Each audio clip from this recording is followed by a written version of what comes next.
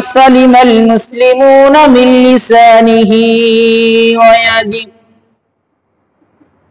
أو كما قال عليهما الصلاة والسلام المسلم أخو المسلم وقال الله تعالى في شأن حبيبك إن الله وملائكته يصلون على النبي يا أيها الذين آمنوا صلوا عليه وسلموا تسليما সকলে মুহাব্বতের সাথে দুরূদ শরীফ পাঠ করি আল্লাহুম্মা সাল্লি আলা মুহাম্মাদিন ওয়া আলা আলি মুহাম্মাদ কামা সাল্লাইতা আলা ইব্রাহিম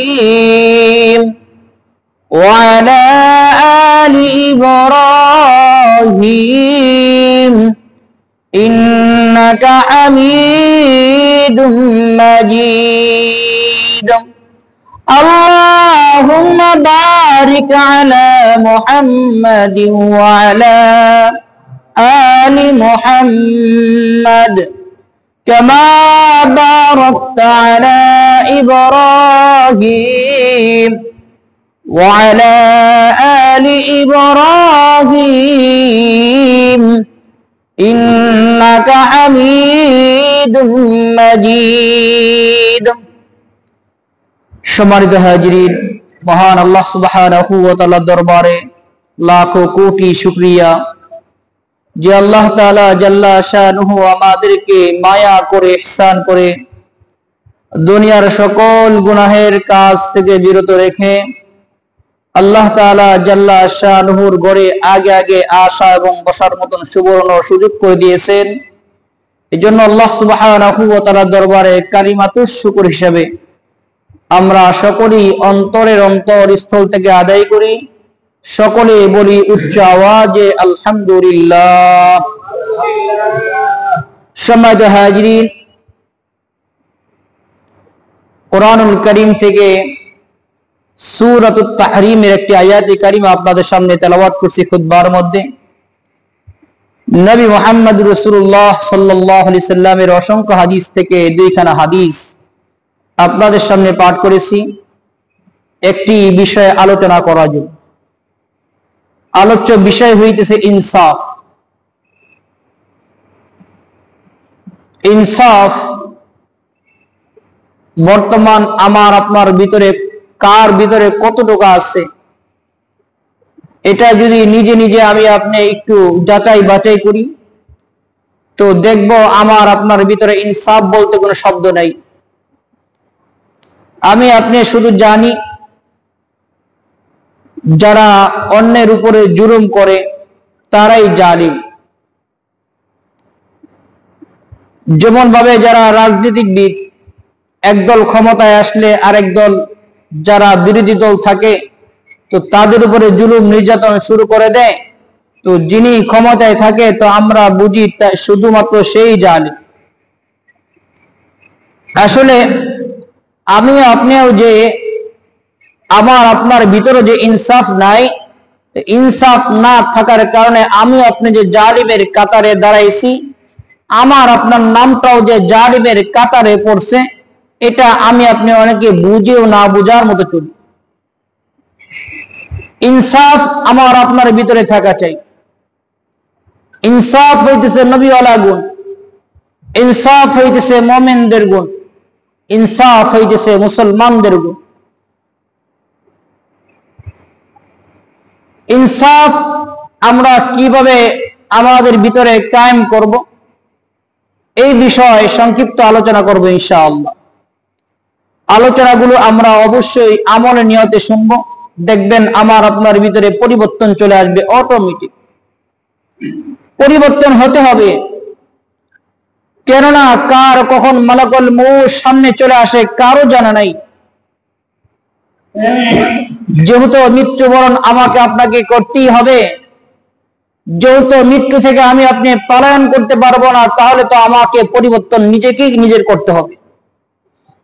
যদি পরিবর্তন করতে পারি, দুনিয়া তো কামিয়াব, আখিরাত তো কামিয়াব। দুনিয়া তো রব্বে করিম আমাকে আপনাকে দামি বানাইবেন, আখিরাত তো দামি বানাইবেন।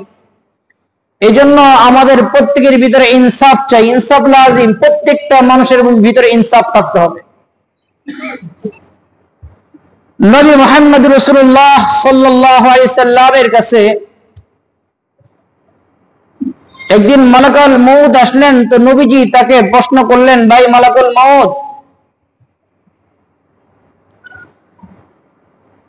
একসাথে বহু মানুষের জান কবজ তুমি করো কিভাবে?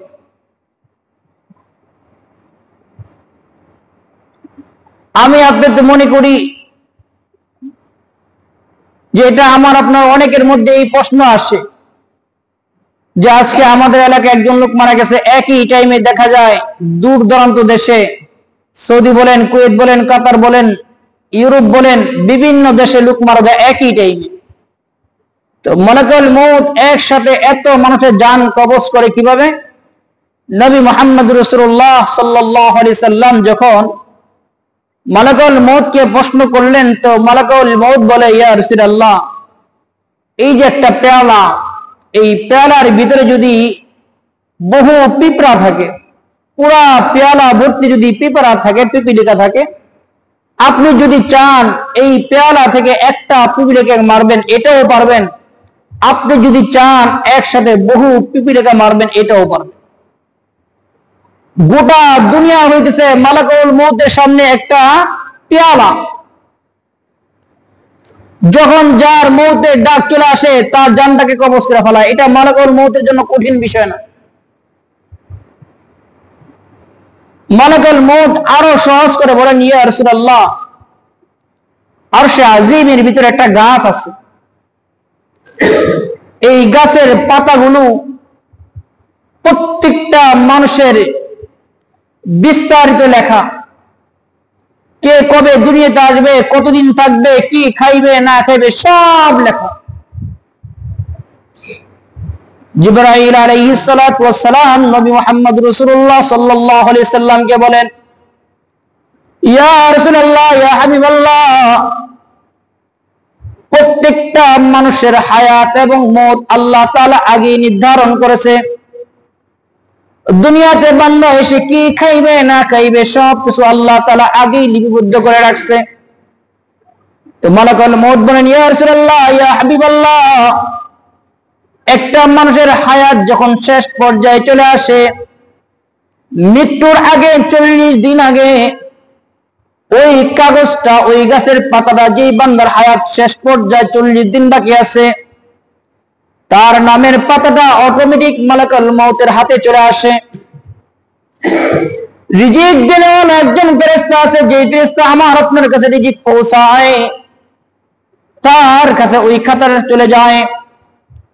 আর রিজিক দেনেওয়ালা, রিজিক পৌঁছানেওয়ালা ফেরেশতা ওই আল্লাহর বান্দাকে বলে, ও বান্দা, তোমার রিজিকের দরজা আল্লাহ বন্ধ করে দিয়েছে, আর তোমার জন্য অতিরিক্ত কোনো রিজিক নাই।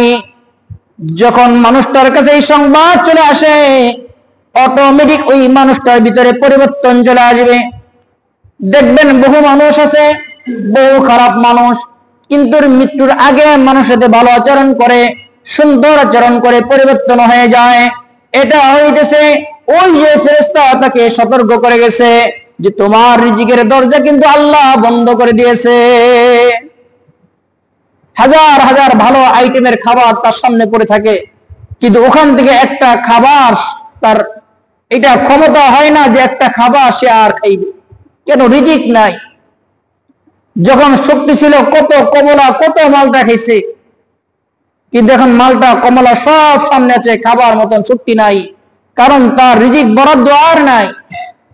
জুস করে তাকে চামিচ দিয়ে পুরাই করে খাওয়াই দেওয়া হয়, তারপরে দেখবেন গাল দিয়ে পড়ে যায়, ও তার রিজিকে নাই। তো যখন মালাকুল মউত তাকে সাবধান করে দেয় যে তোমার হায়াত কিন্তু শেষ, আর মাত্র 40 দিন বাকি আছে, অটোমেটিক পরিবর্তন চলে আসে। আরেকদিন পার হয়, আবার এসে খবর দেওয়া যায়, ও আল্লাহর বান্দা, তোমার কিন্তু আর 39 দিন বাকি আছে। এইভাবে প্রত্যেক দিন বান্দাকে সতর্ক করে দেওয়া যায়। সর্বশেষ দিন মালাকুল মউত হাজির হয়ে যায় ঠিক টাইমে, এমন ভাবে হাজির হয় বান্দা যদি নাফরমান হয় তো আল্লাহ তাআলা ওই বান্দার জন্য জাহান্নামকে নিয়ে আসতে বলে, জাহান্নামের শাস্তিগুলো তার সামনে তুলে ধরে। জাহান্নাম থেকে ফেরেশতারা চলে আসে, তাকে এই শাস্তি দেখায় দুনিয়া থেকে বিদায় করবে। আর যদি জান্নাতি হয় তো জান্নাত থেকে একটি সুগন্ধি রুমাল, গ্রানওয়ালা রুমাল, রেশমি রুমাল নিয়ে আসে, আয়েশা বলে, ও বান্দা, রব্বে করিম তোমাকে ডাকছে, তুমি রব্বে করিমের ডাকে সাড়া দাও।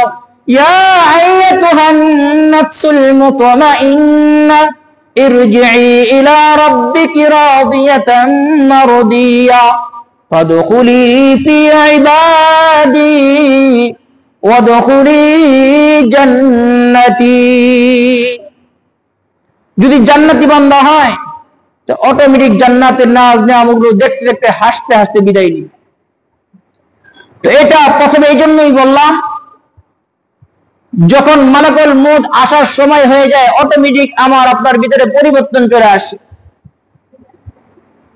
যদি এই পরিবর্তনটা হায়াত থাকতে আমি আপনি পরিবর্তন হয়ে যাই তো রব্বে করিমের কাছে দুনিয়াতে আমি আপনি দামি বান্দা হয়ে যাই, এবং দামি বান্দা হব। রব্বে করিম হাসরের ময়দানে আরশে নিজে আল্লাহ তাআলা ওই সকল বান্দাদেরকে ডেকে ডেকে ওই সমস্ত জায়গায় বসাবেন, মতির মেম্বারে বসাবেন। আর রব্বে করিম বলবে, আমার এই বান্দা দুনিয়াতে ইনসাফ ছিল, আমার বান্দা দুনিয়ার মধ্যে ইনসাফ ওয়ালা ছিল। এই জন্য দোস্ত হাবাব, আজকের আলোচ্য বিষয় হইতেছে ইনসাফ। আমার আপনার ভিতরে ইনসাফ অবশ্যই রাখতে হবে। ইনসাফ আমি আপনি কায়েম করব কিভাবে? আমার আপনার ভিতরে ইনসাফের গুণ অর্জন করব কিভাবে? ইনসাফের গুণ শুরু করতে হবে আমার নিজের ঘর থেকে, আমার নিজের পরিবার থেকে। কারণ যে ব্যক্তি নিজের পরিবারের সাথে ইনসাফ বজায় রাখতে পারে সে ব্যক্তি সারা দুনিয়ার ভিতরে ইনসাফ বজায় রাখতে পারে। আর যে ব্যক্তি পরিবারের ভিতরে ইনসাফ বজায় রাখবে না, পরিবারের লোকদের উপরে জুলুম করবে, পরিবারের হকগুলো নষ্ট করবে, সে যতই বড় কুতুব হোক না কেন বাইরের লোকদের ইনসাফ গুলো সে বজায় রাখতে পারবে। কোরআনে হাকিমের মধ্যে আল্লাহ তাআলা জাল্লা শানুহু ইরশাদ করেন, ইয়া আইয়ুহাল্লাযীনা আমানু কু আনফুসাকুম ওয়া আহলিকুম নারা। হে ঈমানদারগণ, তোমরা নিজেরা জাহান্নামের আগুন থেকে বাঁচো এবং তোমাদের আহাল পরিবার পরিজনদেরকে জাহান্নামের আগুন থেকে বাঁচাও। আল্লাহ তাআলা কোরআনে হাকিমের মধ্যে প্রথমে নিজেকে জাহান্নামের আগুন থেকে বাঁচতে বলেছে, এরপর প্রথমে আল্লাহ বলছে তোমার পরিবারের লোকদেরকে জাহান্নামের আগুন থেকে বাঁচাও। তাহলে ইনসাফ কায়েম করতে গেলে, ইনসাফের গুণ অর্জন করতে গেলে সর্বপ্রথম আমার আহাল পরিবার লোকদের সাথে ইনসাফ বজায় রাখতে হবে। যদি এই কথাটি আমি আপনি সহজে বুঝতে পারতেছি না যে আমি আপনি ইনসাফ ঘরের মধ্যে রাখি না আবার কিভাবে, দোস্ত হ্যাঁ, বহুভাবে আমি আপনি ইনসাফ নষ্ট করতেছি। আমি আপনি বহু মানুষ পরিবার আহাল পরিবারদের সাথে জুলুম করতেছি, বহু মানুষ। কিভাবে? কয়েকটি উদাহরণ দিলে সহজে বুঝতে পারবেন। এক নাম্বার, আমাদের যাদের একাধিক সন্তান আছে, একের অধিক যাদের সন্তান আছে, এক সন্তানকে যদি একটু ভালো চোখে দেখি, আরেক সন্তানকে একটু যদি নিচের চোখে দেখি, তাহলে আমি ওই যাকে একটু অন্য চোখে দেখলাম তার উপরে জুলুম করলাম, তার উপরে জুলুম করলাম। এটা ঘরোয়া আলোচনা, একবারে সহজ আলোচনা। যদি বুঝি দেখবেন পরিবর্তন চলে আসবে। একজনকে আপনি একটু ভালো চোখে দেখবেন, আরেকজনকে একটু ভিন্ন চোখে দেখবেন, তো ওই সন্তানের উপর আপনি জুলুম করলেন, ইনসাফ বজায় রাখেন। ইনসাফ ছিল প্রত্যেকটা সন্তানকে সমান চোখে দেখা। যে শিক্ষিত তাকেও এক চোখে দেখবেন, যে মূর্খ তাকেও এক চোখে দেখবেন, যে সন্তানটা দুনিয়াতে ধনী সম্পদওয়ালা তাকে যে চোখে দেখবেন, যেই সন্তানের কিচ্ছু নাই তাকে একই চোখে দেখতে হবে। যদি আপনি একই চোখে দেখতে পারেন তাহলে সন্তানদের উপরে আপনি ইনসাফ করেছেন, আপনি জালেমের কাতারে দাঁড়াবেন না, ইনসাফ কায়েম করছেন। স্ত্রীর যে হকগুলো আছে, স্ত্রীর হকগুলো আদায় করা, এটা ইনসাফ করা। বর্তমান আমার আপনার প্রায় ফ্যামিলির মধ্যে যদি একটু খোঁজ নিয়ে দেখবেন, দুনিয়ার মধ্যে বহু স্বামী আছে স্ত্রীর হকগুলো আদায় করে না, আবার বহু স্ত্রী পাওয়া যাবে যারা স্বামীর হক আদায় করে না। এই যে একজন আরেকজনের হক আদায় করে না, এটা দ্বারা ইনসাফ নষ্ট করতেছে, অর্থাৎ সে জালিমের কাতারে। যার প্রাপ্য তাকে বুঝাই দেওয়া হইতেছে ইনসাফ। আপনি আমার কাছে পাওনাদার, আপনার পাওনা বুঝাই দেওয়া, এটা আমার হক, আমার দায়িত্ব, আমার ইনসাফ। কিন্তু আমি যদি আপনার পাওনা আপনাকে বুঝায় না দেই, আপনার হক আমি আদায় না করে, আমি জালিমের কাতারে দাঁড়াইতে হবে আমাকে। যদি এই কথাগুলো একটু নীরবে চিন্তা করি তাহলে দেখবেন আমার আপনার নামটা জালিমের কাতারেই দাঁড়াবে। কারণ আমি আপনি বহু মানুষের হক নষ্ট করছি। এক ভাই আপন ভাইয়ের হকগুলো সে তার প্রাপ্যগুলো তাকে বুঝায় দেয় না, আপন ভাইয়ের হকগুলো আদায় করে না, অর্থাৎ আপন ভাইয়ের প্রতি সে ইনসাফ করে না, সে জালিম জুলুমের কাতারে দাঁড়ায়। অথচ দেখেন নবী মুহাম্মদুর রাসূলুল্লাহ সাল্লাল্লাহু আলাইহি সাল্লাম আমাদেরকে ইনসাফ শিক্ষা দিয়েছেন কিভাবে। নবী মুহাম্মদুর রাসূলুল্লাহ সাল্লাল্লাহু আলাইহি সাল্লাম যখন শিশু বয়সে ছিলেন, মায়ের স্তনে দুধ পান করতেন। কিতাবের ভিতরে পাওয়া যায় নবী মুহাম্মদুর রাসূলুল্লাহ সাল্লাল্লাহু আলাইহি সাল্লাম যেই স্তনটি পান করতেন, যেই স্তনে দুধ পান করতেন, ওটাই পান করতেন, অন্য পাশের স্তনে দুধ পান করতেন না। যখন নবী মুহাম্মদুর রাসূলুল্লাহ সাল্লাল্লাহু আলাইহি সাল্লামের বুঝ হইল, একদিন তার দুধ মা হালিমা জিজ্ঞেস করলেন, বাবা তুমি ছোটকালে সব সময় আমার এই পাশের বুকের দুধ স্তনের দুধ পান করতা, অন্য পাশের স্তনের দুধ কেন তুমি পান করতা না? নবী মুহাম্মদুর রাসূলুল্লাহ সাল্লাল্লাহু আলাইহি সাল্লাম বলে, ওই পাশের স্তনের দুধ হইতেছে আমার ভাইয়ের হক ছিল। আমি যদি ওই পাশের স্তনের দুধ পান করতাম তাহলে আমি আমার ভাইয়ের হক নষ্ট করতাম। নবী মুহাম্মদুর রাসূলুল্লাহ সাল্লাল্লাহু আলাইহি সাল্লাম শিশুকাল থেকে ইনসাফ আমাকে আপনাকে শিক্ষা দিয়েছে, শিশুকাল থেকে ইনসাফ দেখাইছে। অথচ আমি আপনি দাড়ি পেকে গেছে, দাঁত পড়ে যাইতেছে, কিন্তু তারপরে চেষ্টায় আছি কখন ছোট ভাইয়ের হক নষ্ট করা যায়, কখন বোনের হক নষ্ট করা যায়, অন্যের হক কিভাবে নষ্ট করা যায়, এই চিন্তা ফিকির আমার আপনার ভিতরে। এটার কারণ হইতেছে আমার আপনার নফস যেটা আছে, এই নফসটা এত ময়লা যুক্ত হয়ে গেছে যে এই নফস কখনো ভালো কিছু চিন্তা ভাবনা করে না। কোরআনে হাকিমের মধ্যে আল্লাহ তাআলা এই নফসের কথা বলেন, ওমা উবাররিউ নাফসি ইন্নান নাফসা লাআম্মারাতুম বিসসু। কিছু মানুষের নফস এমন পর্যায়ে চলে গেছে, গুনাহ করতে করতে ময়লা যুক্ত হয়ে গেছে যে তার আর গুনাহ ছাড়তে মনে চায় না, নেক কাজ করতে মনে চায় না। গুনাহ ছাড়তেই মনে চায় না, আর নেক কাজে ধারে যেতে মনে চায় না। এমন অন্তর, এমন নফস কিন্তু আমার আপনার প্রায় মানুষের। আবার কিছু মানুষের নফস আছে, ওয়ালা উকসিমু বিন-নাফসিল লাওয়ামা, ভালো কাজও করতে মনে চায়, আবার শয়তানে ধোঁকায় পড়ে গুনাহ করে। এবং নফস যাদের, এদের নফসটা দামি নফস,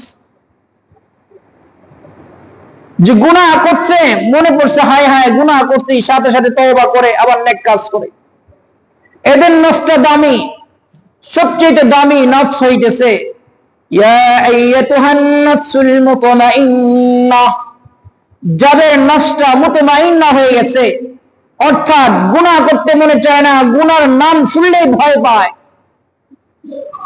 গুনার কাজ করবে তো দূরে কথা, গুনার কথা শুনলেই দিলের মধ্যে ভয় চলে আসে যে আমার রব দেখতেছে, আমার রব দেখতেছে, এই ভয়ে গুনাহ আর করতে পারে না। এদের নফসটা হইতেছে নফসে মুতমাইন্না। এদের সম্পর্কে রব্বে কারীম বলেন এরা দুনিয়া থেকে বিদায় নেবে আর রব বলবেন এই বান্দা যা তোর জান্নাতে চলে যা। সুবহানাল্লাহ, এটা দামি নফস।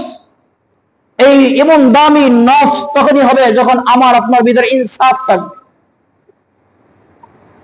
ইনসাফ ঘরের বাইরে দেখানোর আগে নিজের পরিবারের সাথে আগে দেখাইতে হবে। নিজের আহার পরিবার পরিজন যারা আছে তাদের প্রতি আমার আপনার প্রত্যেকের ইনসাফ ঠিক বজায় রাখতে হবে। দুস্থ হাবাব, আপনি দুনিয়াতে কার হক নষ্ট করবেন? ইমাম গজ্জালী রাহমাতুল্লাহ আলাইহি বলেন দুনিয়ার মধ্যে যদি কেউ চায় সে ধনী হবে, সম্পদশালী হবে, সারা জিন্দেগি তার হায়াত পরিমাণ সময় যদি সে মেহনত করে, সে পরিশ্রম করে যায়, আর রব্বে কারীম যদি তার তকদীরের মধ্যে সম্পদ না লিখে রাখে, সারা জীবন মেহনত করতে পারে কিন্তু কোশ্চেন কালো সে ধনী হতে পারবে না। এটাকে বলা হয় তাকদীর। আর এই তাকদীরের প্রতি যদি কারো বিশ্বাস না থাকে সে কখনোই মুসলমান থাকতে পারে না, ঈমান থাকতে পারে না। ইমাম গজ্জালী রাহমাতুল্লাহ আলাইহি বলেন একজন ব্যক্তি পেশায় ছিল ডাকাত। ওনার কাজ ছিল দূর থেকে যারা ব্যবসায়ী কাজে আসে, এক দেশ থেকে পণ্য নিয়ে আরেক দেশে বিক্রয় করে, এই ধরনের ব্যবসায়িকদেরকে ডাকাতি করা ছিল তার মূল কাজ, মূল পরিকল্পনা। ইমাম গজ্জালী রাহমাতুল্লাহ আলাইহি বলেন এই ডাকাত যখন রাত্র গভীর হয়ে যেত তার কাজে নিয়োজিত হয়ে যেত।